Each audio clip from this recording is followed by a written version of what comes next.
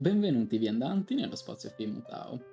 Oggi vorrei augurare una piccola rubrica che sarà composta da brevissimi video, in cui leggerò dei brani, delle poesie, dei pezzi, da scritti di vario tipo, da scrittori di varie epoche e in varie lingue, essenzialmente andando a ricercare una domanda, da ognuno di questi scritti, quindi essenzialmente ponendoci una domanda e ogni tanto ricollegandoci anche agli altri video del canale e alla programmazione del canale. Come primo scritto vorrei proporvi, un componimento di Baudelaire, che si trova nei Fiori del Male.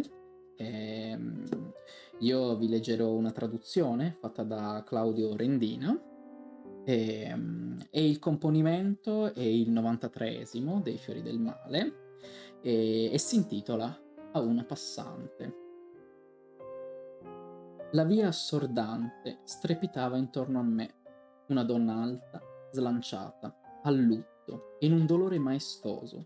Passò sollevando e agitando con mano fastosa il pizzo e l'orlo della gonna, agile e nobile, con la sua gamba di statua, ed io, proteso come folle, bevevo la dolcezza affascinante e il piacere che uccide nel suo occhio, livido cielo dove cova l'uragano, un lampo, poi la notte.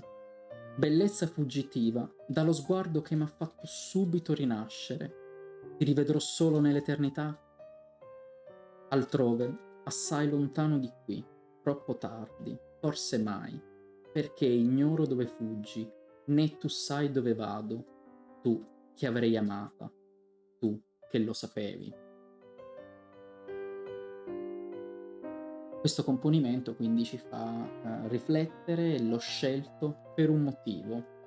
Baudelaire incontra nelle sue passeggiate sui boulevard parigini, incontra questa passante, persona, come ne incontriamo tante, ehm, e riflette appunto su un possibile altro incontro, ove appunto, parla di un possibile incontro forse in una eternità, dove possiamo intendere l'eternità come una sorta di, regno ultraterreno, quindi un post mortem, oppure potremmo intendere l'eternità, in senso un po' più fisico.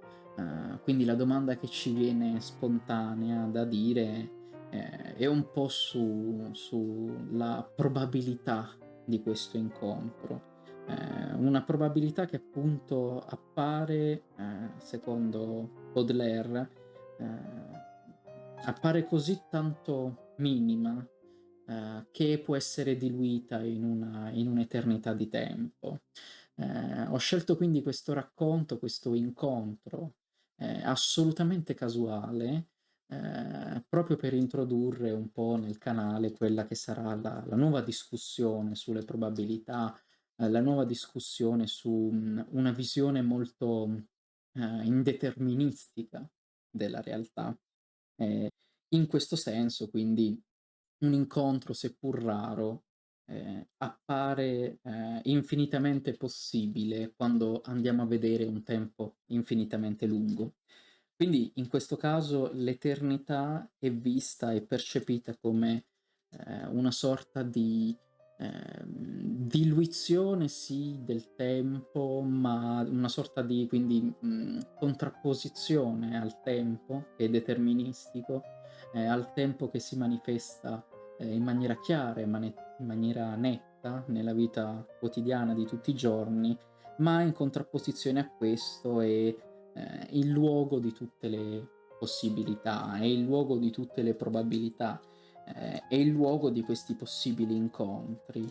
Ehm, C'è ovviamente tutto, il risvolto di Baudelaire, di questo, incontrare sì, questo altro essere, ma di non avere con lui, null'altro che quell'incontro, quindi un legame che si esaurisce, che si costituisce e si esaurisce in una sola vista, in un solo momento.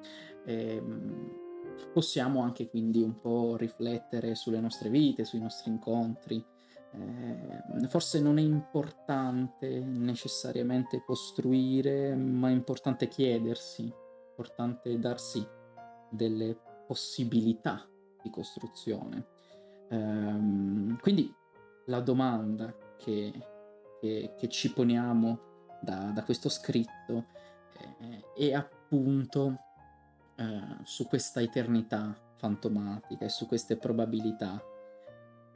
E in questo senso, senza dilungarmi oltre, ponendovi un po' queste riflessioni ehm, che passano anche ad esempio quando, invece che incontrare dei passanti, ma incontriamo, persone, su ambienti virtuali come i social media, ehm e in questo senso, appunto, di incontri non necessariamente fisici, ma anche di incontri, volendo anche virtuali, quelli che noi sperimentiamo, sui nostri boulevard, vorrei appunto iniziarvi a chiedere, a far riflettere un po' su questo lampo e su questa notte che viviamo costantemente. Quindi lasciando nella sezione dei commenti ed eventualmente sulle nostre pagine un po', sperando anche di stimolare una discussione su questa, bellissima composizione, senza dilungarmi oltre, vi invito quindi a seguirci un po' sui vari spazi dedicati al canale e a questo progetto e augurandovi sempre la rivoluzione, vi saluto.